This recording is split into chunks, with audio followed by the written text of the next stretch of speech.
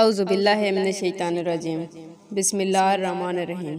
السلام علیکم میرے پیارے بھائیوں اور بہنوں، کیسے ہیں؟ امید کرتی ہوں اللہ پاک کے فضل و کرم سے ٹھیک اور خیریت سے ہوں گے۔ میرے پیارے آقا حضرت محمد صلی اللہ علیہ وسلم نے ارشاد فرمایا، میری امت کو قیامت کے دن اس طرح بلایا جائے گا کہ ان کی پیشانیاں اور ان کے پاؤں وضو کے آثار کی وجہ سے چمک رہے ہوں گے۔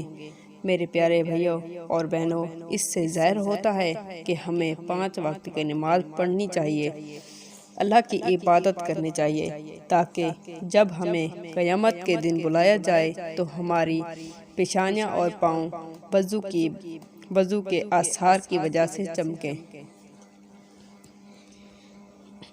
پیارے بھائیوں، مصیبت پریشانیاں ہماری زندگی میں گھر کر چکی ہیں، تو ہمیں چاہیے کہ ہم ان مصیبتوں سے جان چھڑانے کے لیے اپنی زندگی کو اللہ اور اس کے رسول کے طریقے کے مطابق گزاریں۔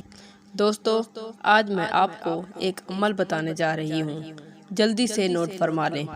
7 کام ایسے ہیں جو آپ کو کبھی نہیں کرنے چاہیے، اور 7 کام ایسے ہیں جن کو آپ نے کبھی نہیں چھوڑنا چاہیے۔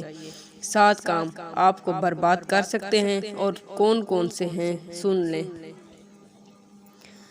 نمبر 1، جلدی نماز پڑھنے سے۔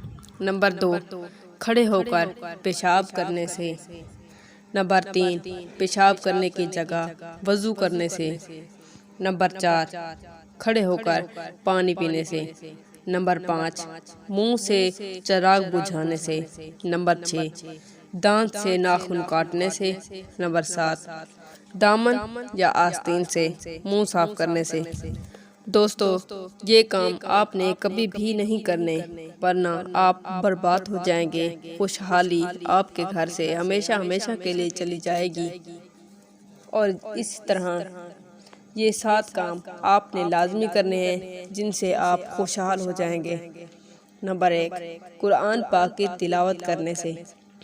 نمبر 2، 5 وقت کی نماز پڑھنے سے۔ نمبر 3، خدا کا شکر ادا کرنے سے۔ نمبر 4، غریبوں اور مجبوروں کی مدد کرنے سے۔ نمبر 5، گناہوں سے معافی مانگنے سے۔ نمبر 6، ماں باپ اور رشتہ داروں سے اچھا برتاؤ کرنے سے۔ نمبر 7، صبح کے وقت سورۃ یاسین اور شام کے وقت سورۃ واقعہ پڑھنے سے۔ پیارے بھائیوں، اگر آپ یہ 7 کام کرتے ہیں تو یقین مانیے آپ کی زندگی بھی سنور جائے گی اور آپ کی آخرت بھی سنور جائے گی۔ قرآن پاک کی تلاوت کریں، 5 وقت نماز لازمی پڑھیں، اور اپنے رب کا شکر ادا کریں۔